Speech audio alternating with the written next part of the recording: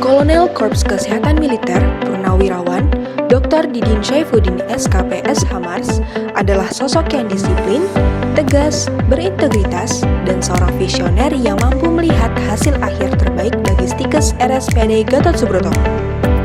Namun, di balik itu semua, beliau juga sosok yang sangat penuh perhatian dan mempunyai kepedulian yang tinggi ke seluruh sivitas akademika, baik kepada siswa maupun staf. Beliau adalah sosok yang tidak pernah berhenti dan bosan untuk terus belajar. Hal ini terlihat dari saat menjelang pensiun, beliau berhasil mendapatkan gelar sebagai doktor. Semua itu demi untuk mengembangkan Stikes RSPAD Gatot Subroto. Berbagai ide dan inovasi terus dikerjakan tanpa henti. Luar biasa bukan? Ingin mengenal lebih jauh tentang Bapak Didin? Yuk tonton Maswara edisi spesial berikut ini. Halo semuanya, kembali lagi di Maswara, Ormawa bersuara. Teman-teman, hari ini kalian akan ditemani oleh saya, Melu Primananda, dan episode kita kali ini sangat spesial karena kita kedatangan narasumber tokoh yang sangat hebat ya. Beliau udah memiliki peranan penting di bidang kesehatan, terutama keperawatan, di bidang kemiliteran, dan juga di bidang pendidikan, terutama di Stikes RSPAD Gatot Subroto. Dan teman-teman kalau bisa lihat ada buku-buku di bawah ini adalah beberapa karya beliau yang sudah diterbitkan menjadi buku. Nggak hanya buku, beliau juga mempunyai banyak jurnal, mempunyai banyak karya-karya lainnya yang nggak mungkin kita bawa di sini semuanya. Tapi yang jelas beliau ini adalah seseorang yang sangat menginspirasi bagi kita semua. Siapa lagi kalau bukan Didin Syaifuddin. Selamat datang Bapak Didin.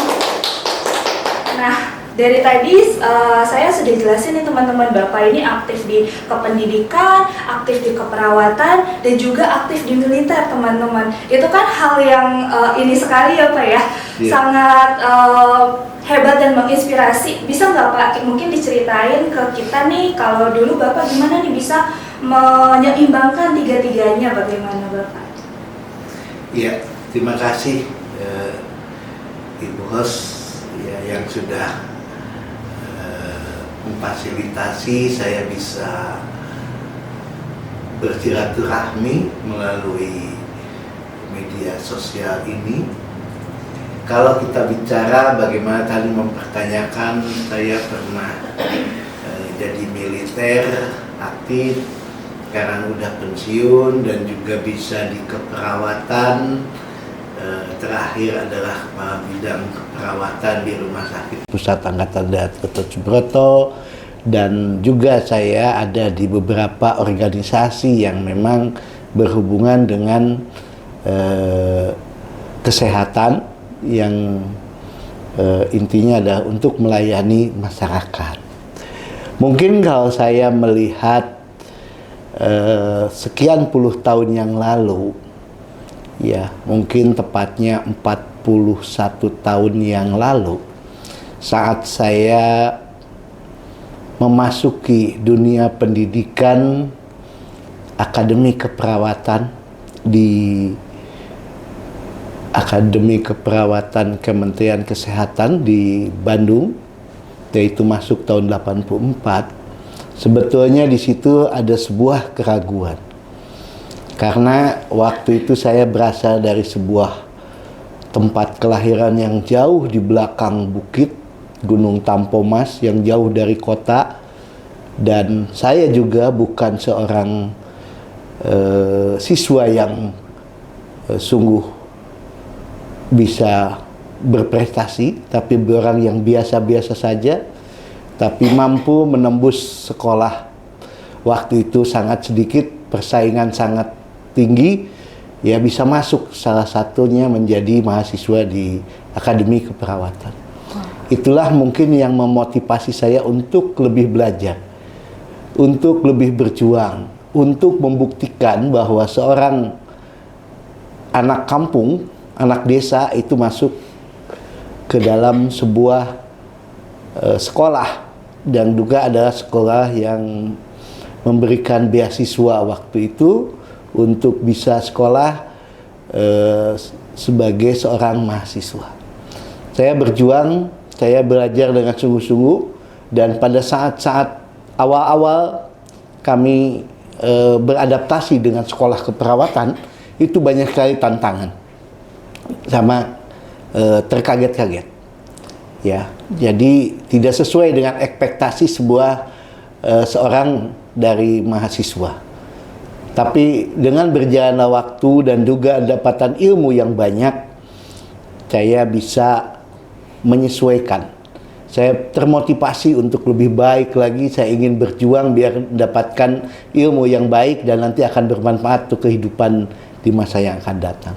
Dan akhirnya selama 6 semester saya nyatakan lulus dari Akademi Keperawatan Kementerian Kesehatan, atau lebih dikenal dengan Akper Oten, dan saya langsung mendapatkan dalam waktu hanya setelah wisuda hanya 1 minggu saya langsung mendapatkan pekerjaan. Cepet ya Bapak. Dan langsung saya mendapatkan, sebetulnya bukan 1 minggu, jadi saya ingat wisuda hari Sabtu, hari Senin saya melamar, hari Kamis dipanggil di Rumah Sakit Umum Daerah Gunung Jati, dan hari Senin saya bekerja. Jadi hanya seminggu saya merasakan tidak ada beban dalam hidup, tapi karena sudah langsung diterima. Hari-hari saya melaksanakan apa yang sudah saya dapatkan selama perkuliahan dengan implementasi di lapangan. Saya mulai dari IGD, di kamar operasi, terus kami ditempatkan di sebuah ruangan perawatan yang baru dibuka, dan itu banyak belajar. Dan pada saat itu di bulan Maret saya mendapatkan surat keputusan dari BKN dan juga Kementerian Kesehatan, dan diangkat sebagai calon pegawai negeri sipil di RSUD Walet. Oh. Dan pada bulan Juli dan Agustus saya pun mendapatkan kesempatan untuk ikut prajabatan sebagai pegawai negeri sipil, ya, untuk 100% dulu namanya. Wow. Dalam perjalanannya, nah itu perjalanannya ini yang merubah nasib saya, ya, takdir saya mungkin yang tadi berniat menjadi PNS yang baik di RSUD Walet, tapi pemerintah, mungkin Tuhan menggariskan saya harus menjadi seorang TNI. Oh, berarti mendaftarnya setelah lulus ya Pak? Iya, saya sebetulnya tidak mendaftar secara cara khusus jadi TNI, tidak.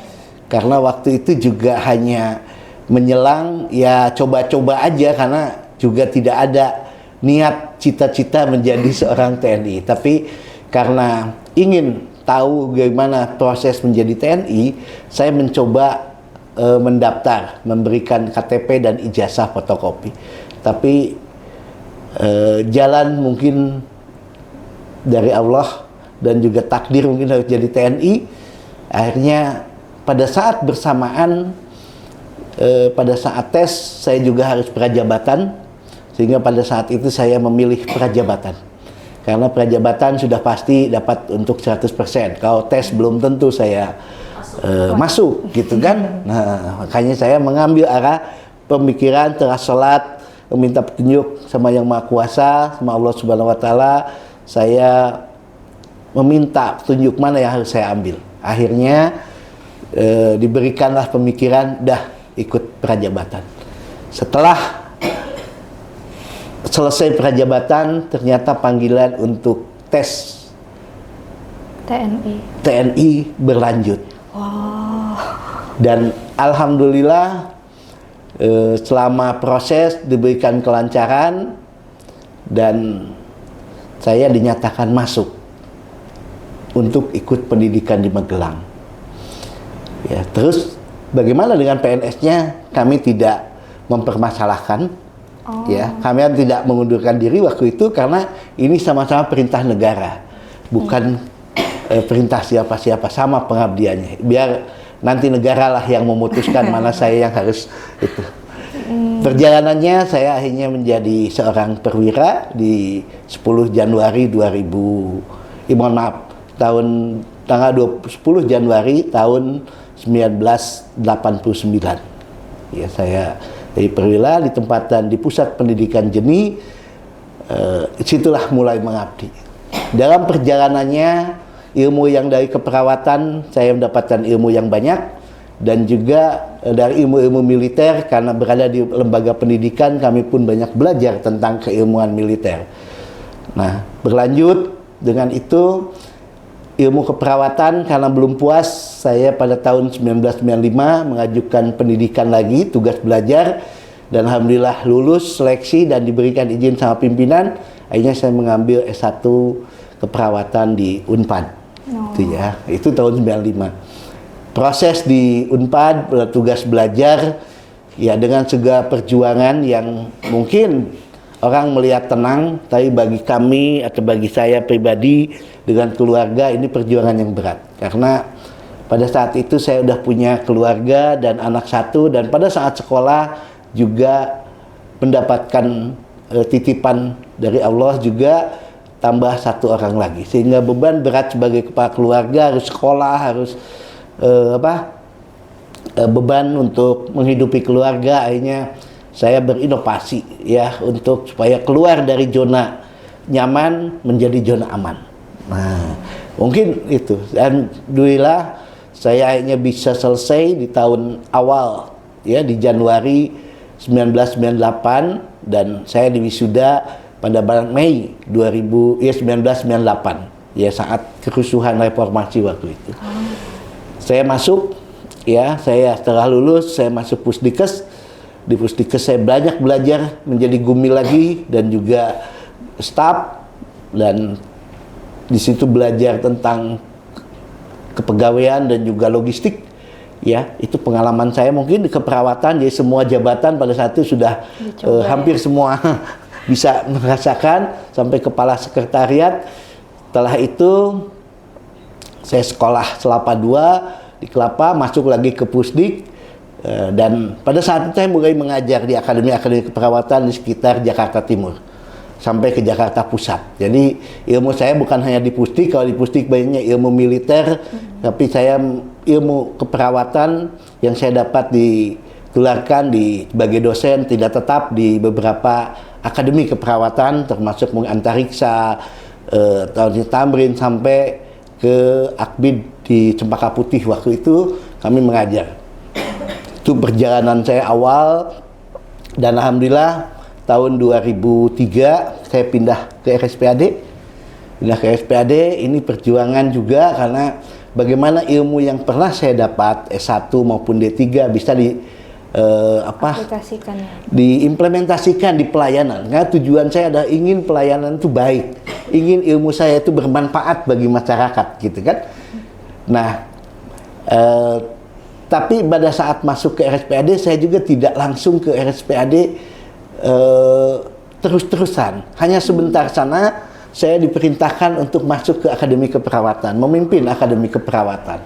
Tahun 2004 awal, Januari saya mendapatkan tugas sebagai Direktur Akper, dan setelah 4 tahun saya minta diganti karena udah habis sampai tahun 2008. Selama di Akper kami mencoba memperbaiki hal-hal yang perlu kita tata institusi ini biar bisa, dan alhamdulillah waktu itu Akper bisa terakreditasi A waktu itu karena oleh Kemenkes ya, yang mendapat nilai 96,9 yang terbesar. Itu mungkin momen saya yang bisa saya sampaikan, dan juga terus saya 98 saya pindah jadi ke bagian personel, yang banyak belajar tentang bagaimana mengelola SDM ya. Terus saya menjadi kepala bagian keperawatan. Nah, mulailah saya di situ banyak berkecimpung dengan keperawatan. Ya, saya terjun langsung membangun mutu layanan, bagaimana layanan itu yang terbaik, dan juga mulai di situ saya banyak bersentuhan dengan para teman-teman sejawat di dalam memberikan asuhan pelayanan keperawatan. Dan itu berjalan, saya tahun 2014, 2015 saya juga pernah dapat jabatan lain, tapi 2015 saya kembali ke jabatan sebagai kepala interaksi rawat inap, yang memang mengharuskan banyak di situ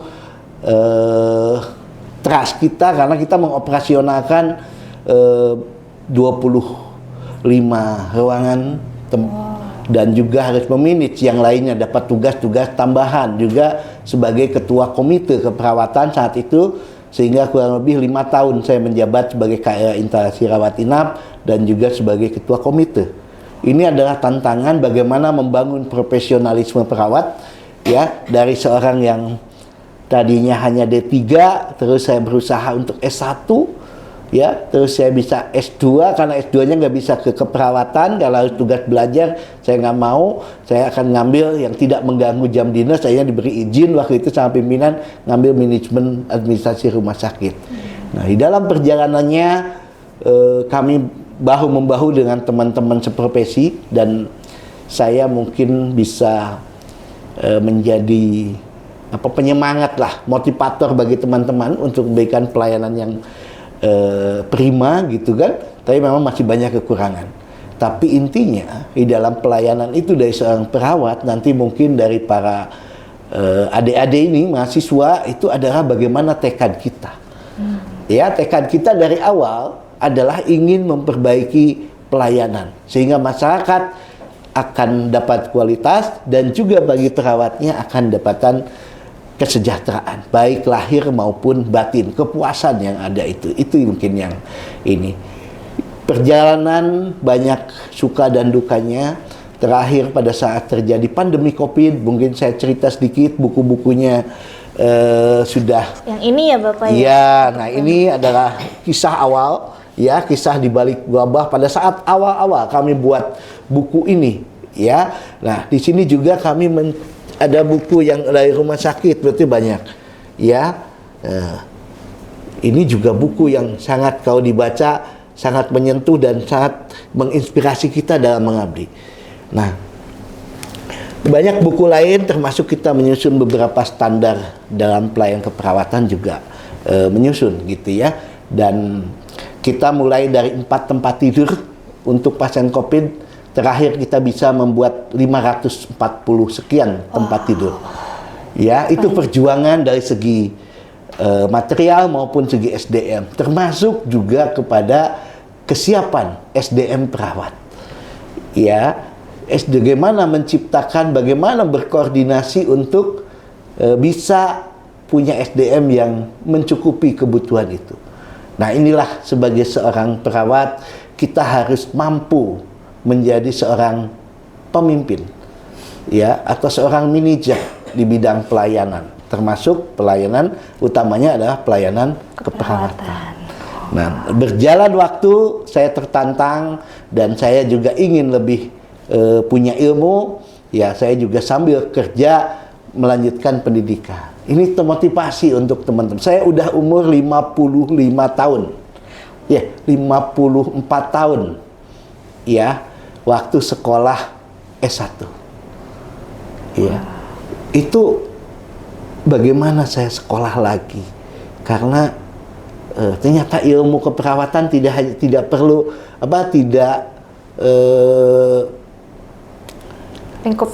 lingkupnya tidak luas sekali. Ya, perlu ada ilmu-ilmu lain yang mendukung itu.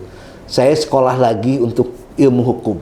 Ya, karena sekarang hukum itu sangat dinamis dan juga sangat diperlukan. Saya sekolah lagi S1 sekaligus S3 di bidang hukum. Wow. Ya, nah ini adalah mungkin untuk motivasi, meskipun umur tua, ternyata kami juga selesai untuk ini. Kami mencoba membuat buku dari itu, ya, tentang, karena kami dari sejak tahun 2010 menjadi seorang surveyor akreditasi di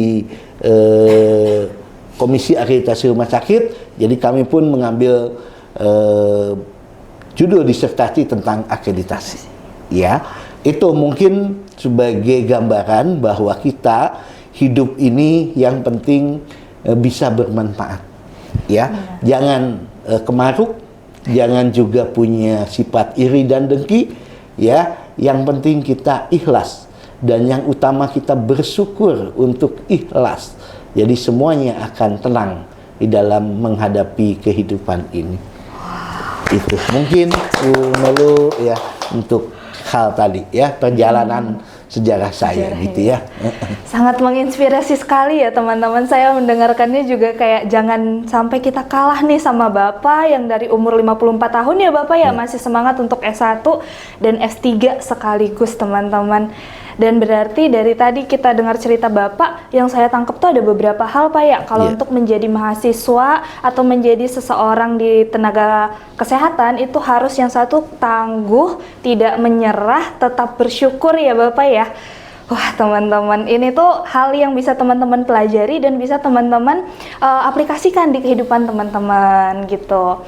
Nah ini Bapak, berhubung tadi saya dengar cerita Bapak itu banyak keinginan Bapak untuk menjadikan keperawatan, kesehatan, dan pendidikan itu menjadi lebih baik ke depannya. Nah ini tuh berhubungan dengan tema kita hari ini nih Bapak. Tema kita adalah menggapai masa depan kesehatan, yaitu visi dan misi Stikes RSPAD menjadi untuk pendidikan yang lebih baik ke depannya. Seperti itu Bapak. Bapak mungkin Bapak kan sekarang posisinya menjabat sebagai Ketua Stikes RSPAD Gatot Subroto. Mungkin bisa diceritakan Bapak bagaimana perjalanan Stikes RSPAD sebelumnya menjadi hingga seperti sekarang Bapak. Iya. Terima kasih Bu Melo. Jadi begini, jadi Stikes RSPAD Gatot Subroto ini adalah kalau dirunut ke bawah ya, ini kan kita sebagai generasi penerus meneruskan cita-cita para pendahulu. Kita jangan menghilangkan sejarah. Kita harus hormati para senior. Itu titip baik saya. Karena sekolah ini nggak mungkin terbentuk kalau tidak ada para pendahulu. Benar, Bapak. Ya, awalnya Stikes ini kan kemarin gabungan dari Akademi Keperawatan dan Akademi Kebidanan. Akademi Keperawatan ini dulunya dilahirkan pada tahun 1985. Ya, Akademi Kebidanan itu sebelumnya adalah alih dari SPK. SPK dulunya alih dari SPR. SPR dulunya konon dari penjenang dan sebagainya.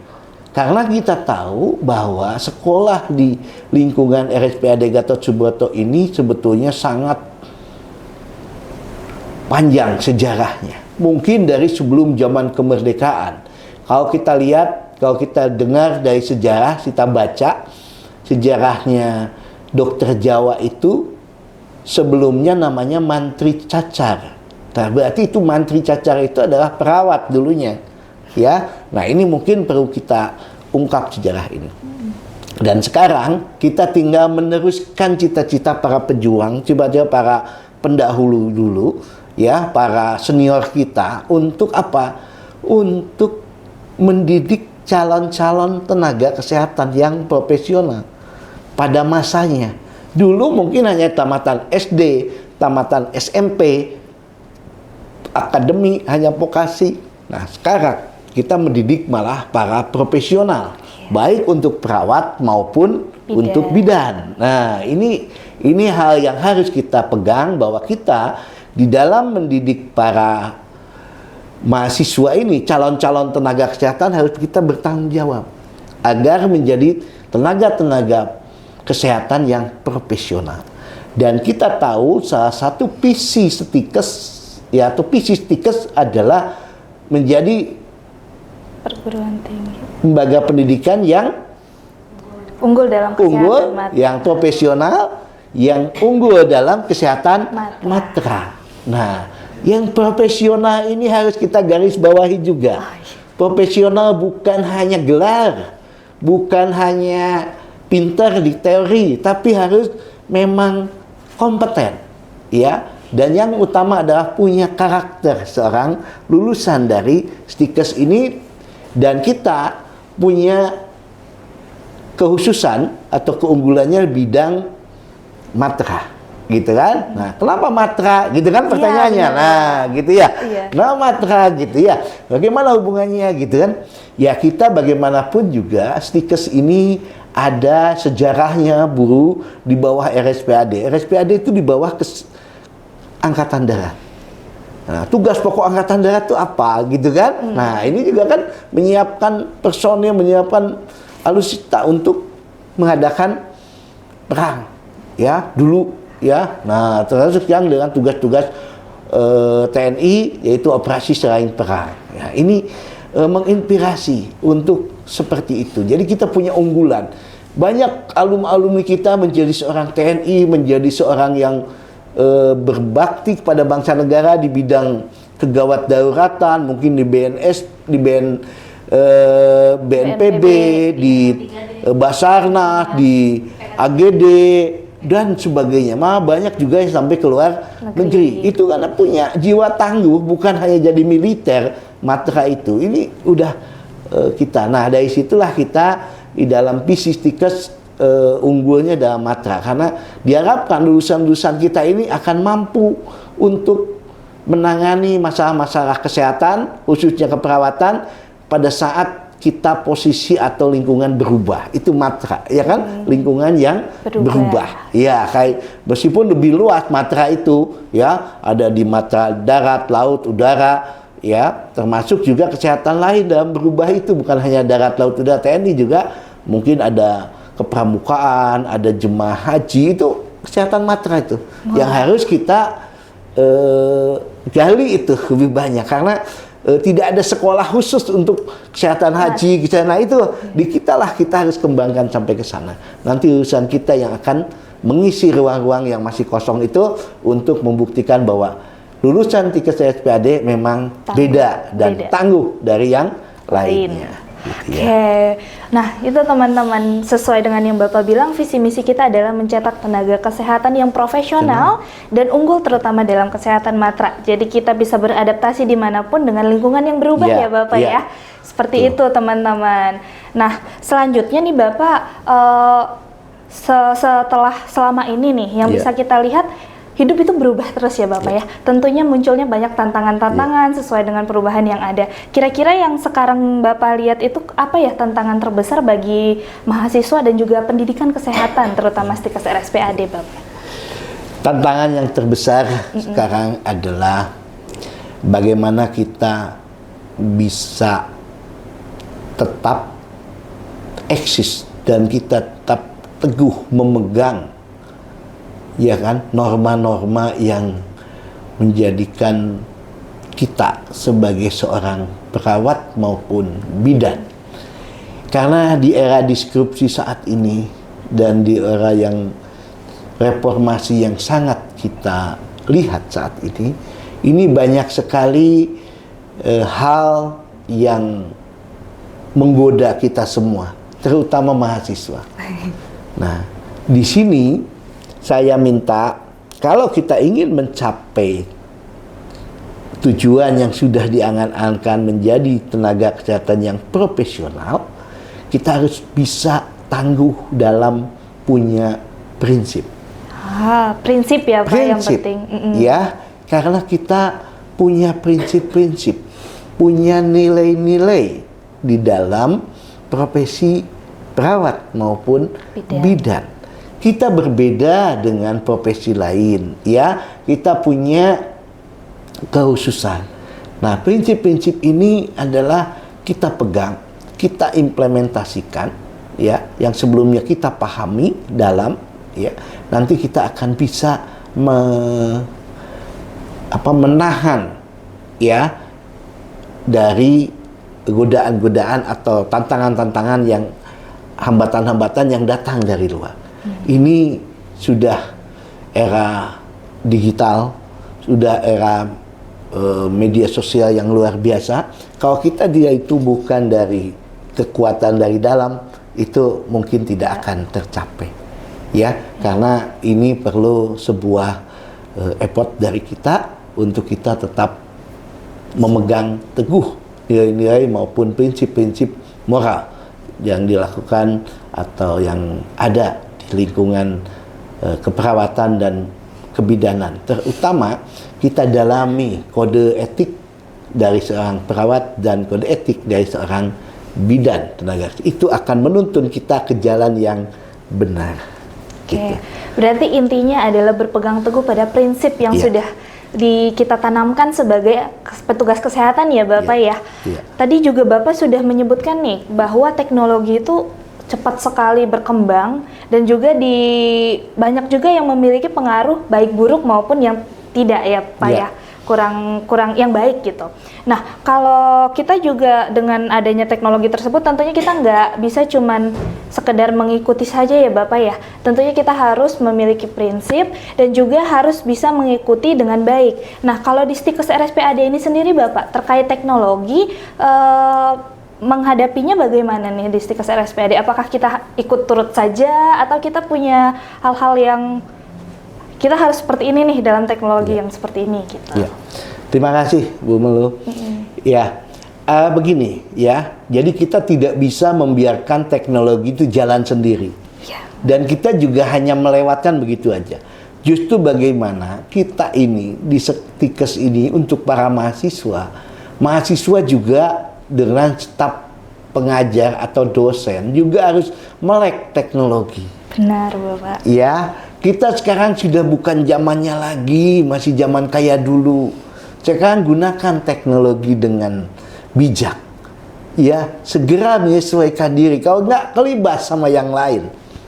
Ya, karena jangan sampai kita menjadi dinosaurus. Nah, kalau kita dinosaurus itu kan manusia purba kan? Iya. Nah, tapi sekarang apa? Apa masih ada dinosaurus? Tidak. Tapi yang ada apa sekarang dinosaurus? Iya, kayak hanya kerangkanya aja kan. Ya. Kurang hebat kayak apa? Kalau kita lihat film dinosaurus kan hebat sekali tuh. Imajinasinya dulu itu kayak gitu kan, kayak juga kan nggak tahu kita. Tapi sekarang ada nggak ada. Karena apa? Dinosaurus itu binatang yang atau makhluk yang tidak mau beradaptasi. Jangan sampai nanti kita pun Stikes RSPAD hanya jadi gedung tua. Ya, disitulah Stikes RSPAD. Karena kita tidak cepat itu berubah beradaptasi dengan lingkungan. Jadi kita harus mahasiswa pun sama, keperawatan itu jangan takut dengan adanya teknologi informasi, dengan ada AI, adanya robotik. Enggak. Kalau kita mengadakan ilmu keperawatannya bukan sebagai tukang. Itu yang sering saya tekankan. Karena yang penting dari keperawatan kebidanan bukan teknikalnya saja. Teknikal bisa diganti dengan tukang, dengan robot. Tapi bagaimana sentuhan, bagaimana caringnya. Iya. Nah, ini yang tidak ada di dalam robot maupun dalam yang lain. Karena ilmu itulah yang penting, skill. Nah, skill kita, soft skill kita, sikap kita itulah yang penting. Nah, itu di tengah teknologi. Teknologi nggak bisa ditawar. Saya setuju kita harus berubah, kita harus bangkit, ya, gunakan teknologi dengan bijak dan juga kita harus berbuat, ya, jangan sampai kita ketinggalan dalam era teknologi informasi ini. Berarti teknologi kita elaborasikan ya Bapak ya, betul. Digunakan, tapi jangan lupa tentang prinsip utama kita sebagai petugas kesehatan yang caring ya Pak ya. Ya. Oke. Nah, ngomongin tentang tadi Bapak sempat menyebutkan tentang harus meningkatkan soft skill dan lain-lain. Nah, kalau di Stikes RSPAD sendiri nih Pak, untuk meningkatkan soft skill lulusan atau soft skill mahasiswa kita biasanya ngapain aja nih Pak? Iya, terima kasih. Itu soft skill itu tidak hanya berbicara masalah teori. Ya, kita ini institusi pendidikan tenaga kesehatan, keperawatan dan kebidanan. Itu yang paling penting soft skill-nya selain hard skill. Ya, hard skill penting tapi lebih penting soft skill. Ya, kita bagaimana untuk ini? Jadi kita mengadakan atau memfasilitasi tentang laboratorium. Dan dalam pembelajaran pun banyak pelajaran-pelajaran yang mempraktekkan di laboratorium. Ya, pada awal telah mampu, telah layak, baru kita memberikan kesempatan kepada mahasiswa untuk praktek klinik di fasilitas pelayanan kesehatan, baik di tingkat rumah sakit, puskesmas, praktek bidan mandiri, praktek perawat mandiri, maupun di panti-panti gerontik, ya. Nah, itu atau di keluarga-keluarga, itu kan salah satu bentuk bagaimana menciptakan perawat yang care, ya kan? Karena pada saat kita melakukan pembelajaran itu pasti masih bimbing, masih bisa dimonitor, diobservasi, biar nanti pada saat terjun sebagai profesional itu masih punya bekal pada saat pembelajaran, oh seperti ini. Sambil juga dia akan belajar secara mandiri. Itulah yang kita upayakan untuk soft skill itu. Jadi teman-teman, kalau di Stikes RSPAD teman-teman gak usah takut, pasti kita akan ini ya Pak ya, kembangkan soft skill dan hard skillnya teman-teman, seperti itu. Nah, ngomongin tentang Stikes juga nih Pak, terkait dengan kurikulum. Nah, kurikulum Stikes RSPAD ini dirancangnya itu sebagaimana sih Pak, biar bisa memenuhi kebutuhan industri kesehatan pada saat ini? Ya, terima kasih. Jadi di dalam pengembangan kurikulum kita kan ada kurikulum yang sudah di tingkat nasional sama. Kita juga mengembangkan kurikulum dengan materi-materi institusi dengan unggulan-unggulan kita. Oh, yang matra tadi ya? Ya, yang matra dan juga beberapa misalkan kita juga kan kedepannya kerjasama dengan beberapa negara, gitu kan, untuk lulusan itu kita siapkan dari sekarang, gitu kan, untuk bahasa maupun untuk apa sih kemampuan, apa sih keinginan dari negara tersebut supaya lulusan-lulusan kita juga mampu bersaing untuk bisa bekerja, bisa mengabdi ke negara yang membutuhkan tenaga-tenaga kesehatan, gitu ya. Nah, itu adalah mengembangkan kurikulum itu boleh dikembangkan, fleksibel, ya, bukan harus seperti itu, tidak, ya. Kita mau kemana nih arahnya di dalam kurikulum? Yang penting ada hal-hal yang pokok yang harus diberikan, itu adalah wajib yang hanya dikembangkan oleh kita kembangkan sesuai dengan visi dan juga misi dari Stikes ini, biar tercapai, gitu kan, sehingga lulusannya akan mencapai ke sana.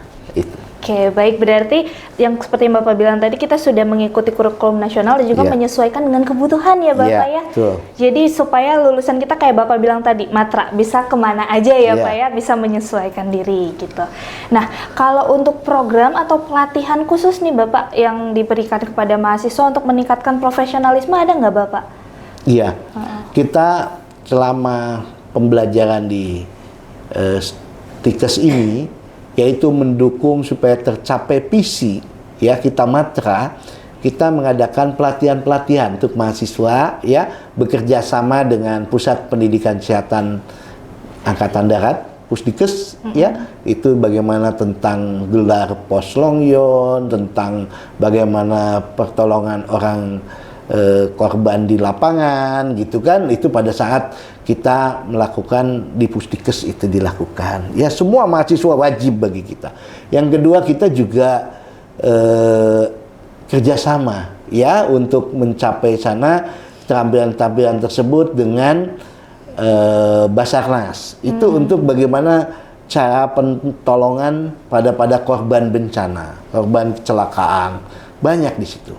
Mungkin ke depan saya juga sedang berbicara dengan Basarnas atau dengan Pusdikes, kita punya sebuah kebanggaan, sebuah kompetensi, ya, sertifikat kompetensi, dan nanti ada sebuah badge-nya gitu ya Pak? wingnya, supaya mahasiswa juga punya keahlian kekhususan. Misalkan penanganan pada pasien kecelakaan di jalan, itu bagaimana penyelamatannya. Atau nanti dengan itu dengan militer kita punya bagaimana pertolongan, punya BTCLS di medan tempur, gitu kan, bukan hanya BTCLS umum, gitu kan, dan tempur yang memang berbeda dengan yang di umum. Nah, itu ada kebanggaan-kebanggaan dan kompetensi-kompetensi yang kita harus kembangkan. Termasuk kita juga pada akhir pendidikan setelah lulus, ya, setelah punya STR, kita mengadakan pelatihan BTCLS untuk keperawatan dan juga Bonel, ya, untuk kebidanan. Itu kan sebuah upaya kami untuk membekali mahasiswa biar tidak hanya dapat secara teori, juga hanya praktek di rumah sakit, tapi punya keahlian-keahlian atau keterampilan-keterampilan yang khusus. Itu ya, kita bekali itu. Bekali. Ya. Berarti banyak nih teman-teman. Jadi jangan ragu kalau ke Stikes RSPAD, teman-teman pasti akan kita bimbing, akan kita berikan pelatihan, pembelajaran dan semua yang dibutuhkan ya Bapak Ya. ya untuk bisa bersikap profesional menjadi petugas kesehatan yang profesional. Seperti itu. Nah, dari tadi kita ngomong kurikulum, menjadi perawat profesional dan lain-lain. Nah, salah satu pertanyaan yang banyak ditanyakan juga nih Bapak, bagaimana sih peluang karir ke depannya untuk mahasiswa lulusan Stikes RSPAD, Bapak? Iya, peluang karir sebetulnya adalah sangat luas ya, sangat luas kalau kita mau keluar dari zona nyaman. Ya. Zona nyaman artinya kita mau jangan hanya ingin di sekitar tempat tinggal. Itu yang jadi permasalahan. Banyak sekarang permintaan baik dari luar DKI ya, terutama luar Jawa maupun dari luar negeri. Ini yang paling banyak, terutama luar negeri. Itu minta sekian ribu tidak terpenuhi karena banyak kendalanya adalah dari keinginan pribadi maupun dari keluarga ya yang melarang jauh dari orang tua. Yang kedua juga kemampuan bahasa. Ini juga masalah. Nah, inilah yang harus kita ini untuk keluar negeri. Untuk di dalam negeri, ya kalau mampu bersaing, pemerintah banyak membutuhkan. Rumah sakit juga banyak membutuhkan perawat-perawat maupun bidan-bidan yang profesional. Dan untuk di militer sendiri, ya saat ini yang sudah terbuka lebar yang dibutuhkan yaitu seorang profesional keperawatan. Ya, kebidanan ada tapi masih sedikit kebutuhannya, tapi keperawatan di angka-angka setiap rekrutmen pasti lebih dari beberapa orang yang masuk. Nah, ini juga kecepatan karir kita ya untuk menjadi tenaga kesehatan di luar negeri sangat terbuka dan juga karir kita berupaya kita mengadakan kerjasama dengan beberapa pihak ya, baik pihak rumah sakit maupun pihak luar negeri untuk penyaluran dari mahasiswa ini. Ini yang kita ini kan selain kita membekali mereka gitu ya. Nah, juga yang paling penting jangan kita hanya menyalurkan mereka, jangan juga hanya untuk menjadi pekerja.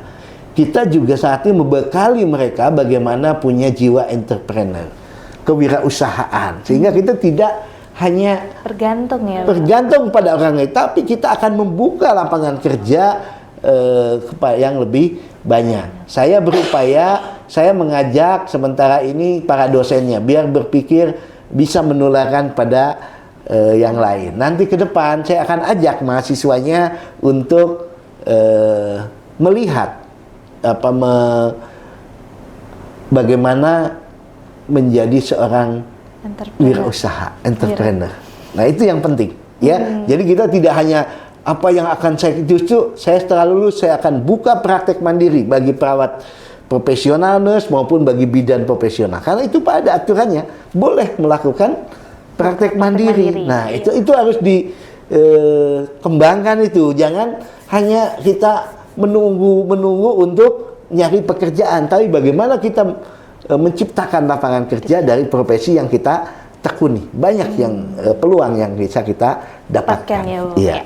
Nah, jadi seperti itu teman-teman, lulusan dari Stikes RSPAD itu banyak yang bekerja di klinik, bahkan ke TNI ya Bapak ya, perwira karir ya Bapak izin namanya, perwira karir, dan juga banyak yang buka praktik mandiri di Stikes RSPAD. Kita dorong teman-teman untuk ikut serta ya Pak ya, untuk jangan hanya menunggu tapi juga membuka peluang karir untuk orang lain juga. Jadi kebermanfaatannya meluas ya Bapak ya. Ya, betul. Tidak hanya mencari kita tapi kita memberi kepada orang lain untuk bekerja dengan kita. Gitu. Dan yang kayak Bapak bilang tadi juga nih, teman-teman perlu ingat kalau RSPAD juga banyak mengerjakan kerjasama baik dalam dan luar negeri untuk penyaluran tenaga kerja.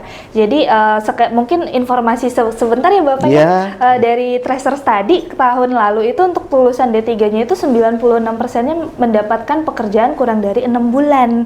Seperti itu teman-teman. Jadi itu sesuatu yang bisa kita banggakan ya teman-teman. Jadi insya Allah di Stikes RSPAD akan kita bantu untuk kita bimbing seperti itu teman-teman. Nah Bapak, kalau untuk tadi Bapak sudah menyebutkan kita kerjasama dengan rumah sakit dan institusi lainnya gitu. Kalau program magang atau kerjasama dengan rumah sakit institusi itu kita udah banyak Bapak di sini atau bagaimana? Iya, begini ya. Kita di lingkungan kesehatan terutama keperawatan, istilah magang itu adalah setelah lulus ya. Tapi yang banyak kita lakukan adalah praktek klinik ya. Praktek klinik udah beberapa rumah sakit baik di DKI, di daerah khusus Jakarta maupun di wilayah sekitar Jakarta, baik di Tangerang, Bekasi, Bogor gitu kan. Nah, ini juga kita lakukan. Tapi untuk magang itu sesuai dengan aturan dari Kementerian Kesehatan, magang itu diberlakukan bagi yang sudah lulus. Nah, yang sudah lulus itu tergantung kepada yang bersangkutan. Apakah ingin magang atau on the job training? Kalau dokter namanya internship, ya. Kalau kita bisa memfasilitasi beberapa rumah sakit untuk magang. Tapi itu biaya segala macam ditanggung oleh yang bersangkutan. Ya. Itu mungkin. Oh, berarti nih teman-teman jangan sampai salah persepsi ya. Kalau di keperawatan atau kebidanan dan kesehatan ya Pak ya, umumnya kita tidak magang tapi praktik klinik ya Bapak ya izin. Nah, kalau praktik kliniknya tempatnya tadi seperti yang Bapak bilang di sekitar Jabodetabek dan sekitar kita banyak gitu ya Bapak ya. Nah, kalau Tridharma Perguruan Tinggi itu kan Bapak bukan hanya pendidikan ya Bapak, ada pengabdian masyarakat dan juga ada penelitian. Nah, kalau Stikes RSPAD sendiri melibatkan mahasiswa nggak Bapak dalam kegiatan-kegiatan tersebut? Iya, terima kasih bahwa kita di dalam Tridharma Perguruan Tinggi dari mulai penelitian kita juga melibatkan mahasiswa, ya.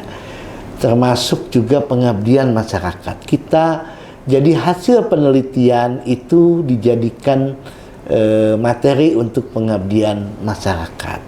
Baik yang dilakukan mandiri oleh dosen maupun yang melibatkan mahasiswa. Ya. Begitupun hasil riset, hasil pengabdian itu dijadikan proses pendidikan, pembelajaran. Ini yang penting. Dan mahasiswa ini terlibat dari mulai penelitian sampai kepada pengabdian masyarakat. Nanti materinya pun kan untuk mahasiswa juga dalam pembelajaran. Nah, inilah keterlibatan mahasiswa dalam Tridharma Perguruan Tinggi. Ya, kami berupaya biar nanti mahasiswa juga setelah lulus ini menjadikan sebuah pengetahuan, keilmuan dan budaya untuk dia bisa meneliti, bisa mengabdi kepada masyarakat di lingkungan di mana bertugas dan juga bertempat tinggal. Wah, seperti itu teman-teman. Bapak mungkin bisa diceritakan ke teman-teman di rumah, penasaran ada contoh pengabdian masyarakat yang udah pernah kita lakukan, Bapak? Iya. Jadi pengabdian masyarakat yang pernah kita lakukan, yang pertama hasil penelitian, ya kita pernah mengabdikan di beberapa wilayah, misalnya di BSD, di Bekasi maupun di Jakarta. Ada juga pengabdian yang sesuai dengan visi kita, kematraan pada saat terjadi bencana. Ya, baik misalkan di Cianjur yang paling besar, ya kan, waktu itu kita dengan cepat tanggap datang ke Cianjur untuk memberikan pengabdian di sana berupa penyuluhan, berupa terapi permain maupun kegiatan-kegiatan kesehatan lainnya.